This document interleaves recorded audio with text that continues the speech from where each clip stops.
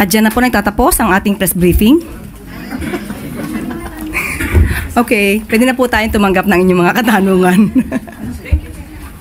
Walang tanong po mula kay Ivy Reyes. Gusto ko yung inyong mga reaksyon, ha?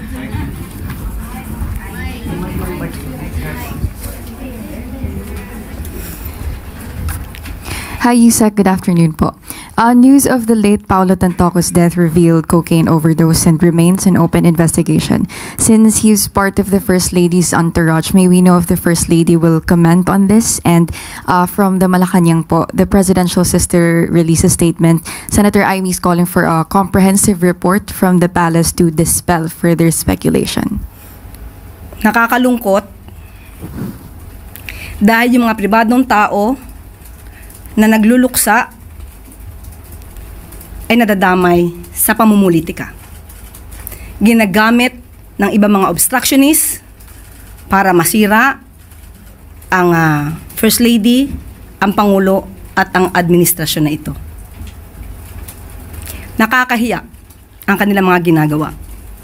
Unang-una, si Mr. Paulo Tantoco ay hindi po kasama sa official entourage ni FL o ni First Lady ng unang ginang.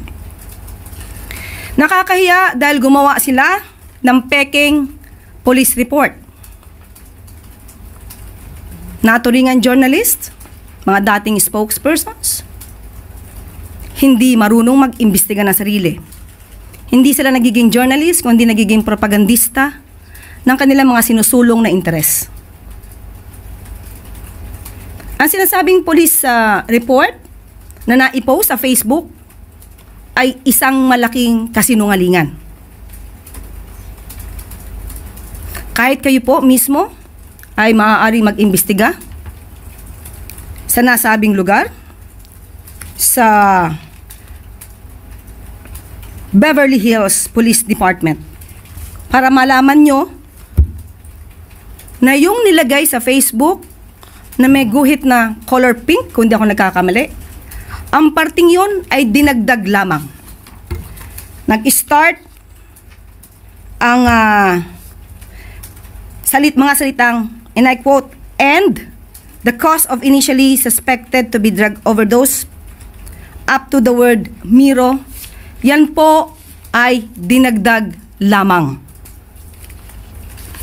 Ito ay mga gawain upang masira ang unang ginang, ang Pangulo, at ang administrasyon na ito para sa pampersonal na interes.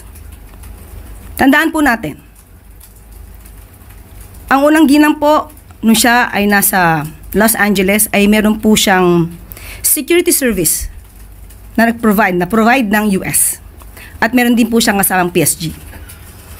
Hindi rin po siya nag-stay sa nasabing hotel ni Mr. Tantoco. Iba po ang kanyang hotel. At meron po siya mga activities March 8.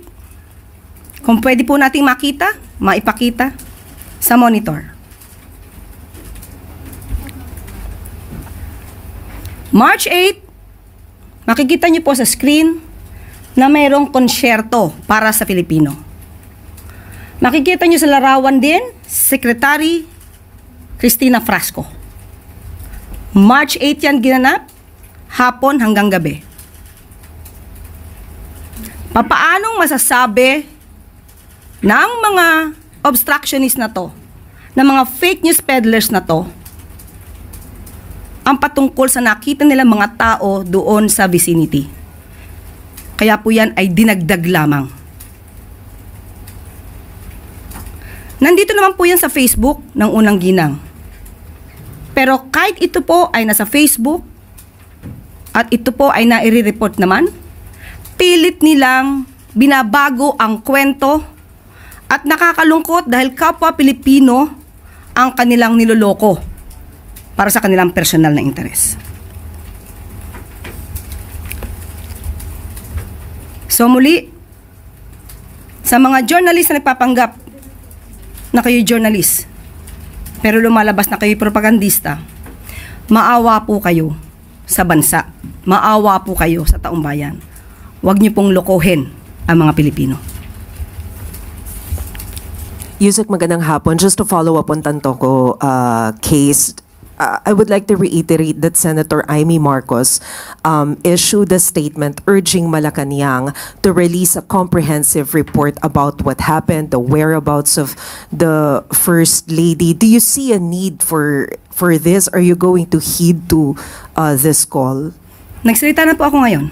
Pinaliwanag na po natin lahat ng mga katotohanan. So, wag po tayo kasing maniwala masyado sa drama, sa gimmick, sa gawa-gawang kwento. Siguro din tayo po bilang miyembro ng media, kaya din po natin alamin kung ano ba talagang katotohanan dito. So, sinasabi ko na po, yung police report na yan, it's a fake document. Pero how's the First Lady, Yusek? Walang, okay lang siya. Alam niya kasi po yung katotohanan. Sa totoo lamang po ayaw niya sana to nang lumaki pa dahil ang administrasyon na ito ay para ipakita ano bang ginagawa ng Pangulo, anong trabaho ng Pangulo, at paano ba kami magtrabaho para sa taong bayan. Pero pilit na ginigiba, pati ang unang ginang, para maapektuhan ng Pangulo at ang kasalukuyang administrasyon. Pero wala pong ikinababahala ang unang gilang dahil alam po niya ang katotohanan at makikita mismo ang mga records na yan. So, ang dapat mabahala dito, yung mga naninira sa kanila dahil hindi nila magigiba sa gamit na to, ng mga fake news na to, ang administrasyon na ito. Ma'am, tumaas po yung trust rating ng Pangulo noong May 38%, ngayon June 48%. Ano po yung nakikita nating factor of factors na nakatulong para po tumaas yung trust rating ng Pangulo despite po ng political noise at pamumulitika laban sa kanya at sa administrasyon po? Oo nga no, kahit na sobrang panggigiba sa kanya ng mga obstructionist na ito na walang magawa kundi manira na manira at hindi makita magagandang trabaho ng Pangulo. Sa ating palagay, yung mga taong mga respondents dito na siyang naging parte ng survey na ito ay nakita nila kung ano ba ang ginagawa ng Pangulo at ng administrasyon. Pero tulad po na sinabi natin, masaya naman na nakikita na po ng taong bayan ang ginagawa ng administrasyon. Pero muli, uulitin po natin, ang numero po ay hindi po magiging factor para sa Pangulo na magpakampante dahil kahit ano pa pong numero ang lumabas sa survey, tuloy-tuloy lang po ang ating Pangulo at ang administrasyon na to na magsilbi at magtrabaho.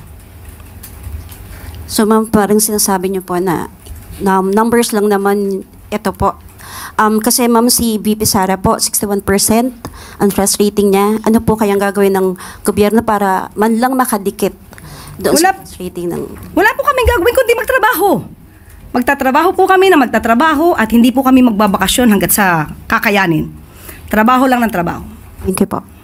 Ma'am, quick follow-up lang dun sa Tantoco. Are legal actions being contemplated, lalo na dun sa mga nagpakalat nitong fake na police report, especially that this concern the First Lady po? Pag-aaralan po yan. Mukhang napapanahon po, pero pag-aaralan po. Hindi po dapat manatiling ganito na dahil isang journalist o isang parte ng media nagsasabi ng kasinungalingan at maaaring paniwalaan ng mga kapwa natin Pilipino. So nakakalungkot po yun. At medyo nakakahiya. Okay?